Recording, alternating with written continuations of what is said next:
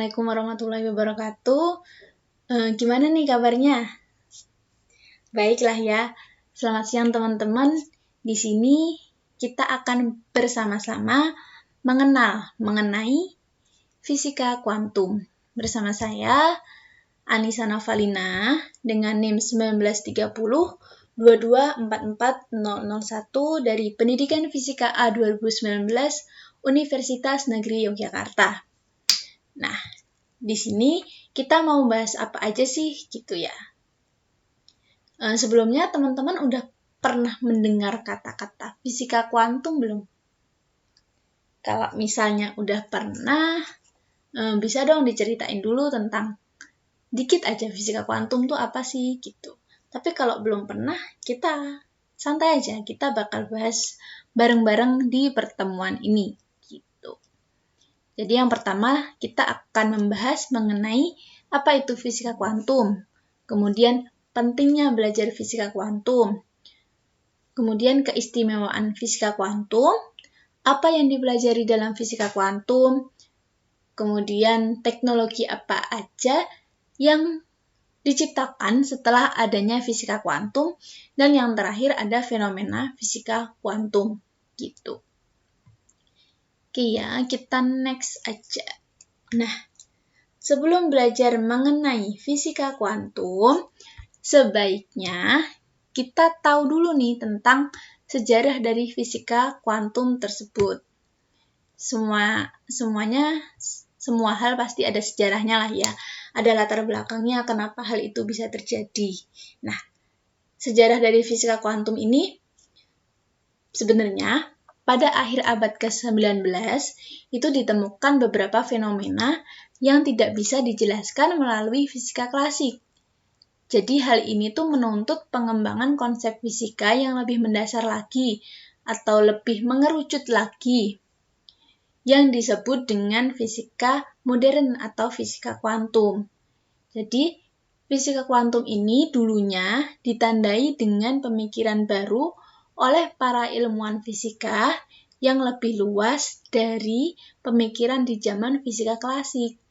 Jadi dulu kan fisika klasik itu punya kelemahan-kelemahan tuh. Nah, fisika kuantum atau fisika modern ini mampu mengembangkan dan menjawab berbagai permasalahan yang sebelumnya tuh belum terjawab di fisika klasik. Asik banget lah ya. Gimana nih? Fisika klasik dulu dia nggak bisa menjawab. Ternyata dijawab sama fisika kuantum. Jadi kayak berkelanjutan gitu. Oke, kita lanjut. Nah, setelah kita tahu tentang sejarahnya, kita bahas mengenai apa itu fisika kuantum. Jadi, fisika kuantum merupakan salah satu cabang ilmu fisika yang mengkaji mengenai perilaku benda-benda yang sangat kecil. Benda-bendanya ini tuh contohnya atom, molekul, dan lain sebagainya. Dan benda ini merupakan penyusun alam semesta, dan juga kita juga belajar mengenai efeknya terhadap alam semesta gitu. Jadi sebenarnya dari sudut pandang fisika kuantum itu tuh semua yang kita lihat bukan seperti yang kita lihat. Gimana nih? Bingung nggak nih? Contohnya benda padat yang kita lihat. Misal kita melihat penggaris gitu ya. Kita melihat penggaris, kita bisa merasakan kalau penggaris ini tuh padat dan juga keras. Nah, sebenarnya itu tuh hanyalah kumpulan dari molekul-molekul penyusun, dan molekul merupakan kumpulan dari atom-atom. Jadi, gimana? Ada yang bisa menjelaskan, mengaitkan mengenai atom dan molekul ini.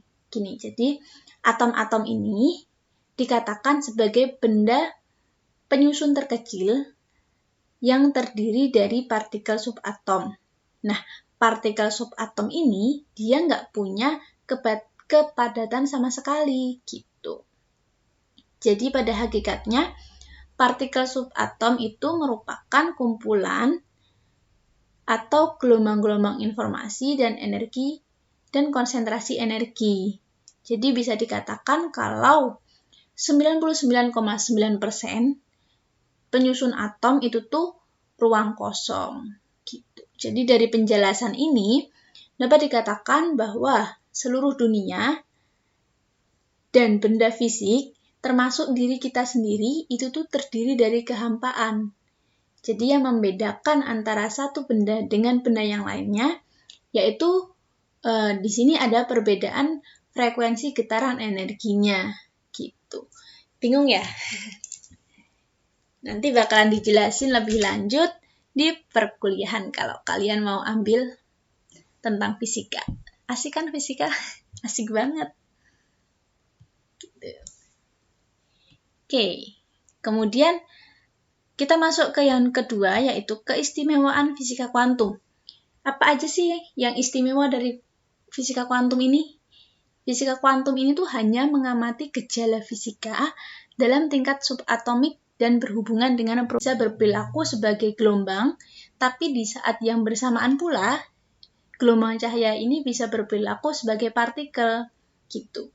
Jadi, materi ini dapat berpindah dengan instan melewati jarak yang sangat jauh. Nah, setiap subatomik partikel memiliki pasangannya, jadi pasangannya ini bisa negatif maupun positif, gitu. Gimana? Kebayang nggak nih tentang fisika kuantum? Kebayang lah ya dikit-dikit. Nggak apa-apa bingung. Nggak apa-apa bingung dikit. Kemudian kita next ke, nah ini nih, pentingnya belajar fisika kuantum.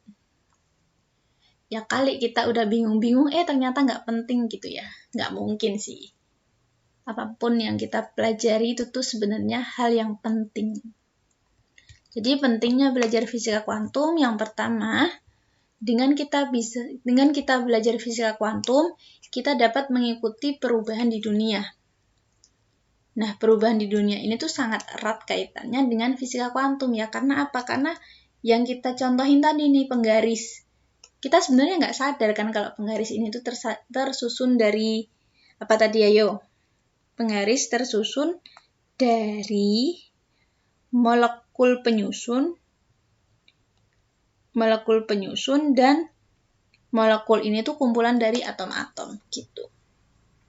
Kemudian yang kedua, kita dapat meningkatkan wawasan dunia. Udah pastilah ya kalau ini.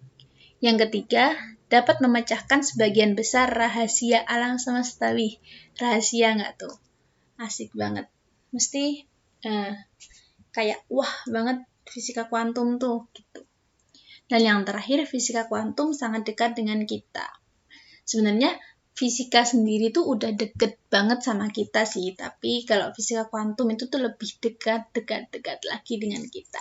Bahkan kita sampai nggak sadar sebenarnya kita tuh fisika kuantum itu sendiri ya. Gitu. Oke, next.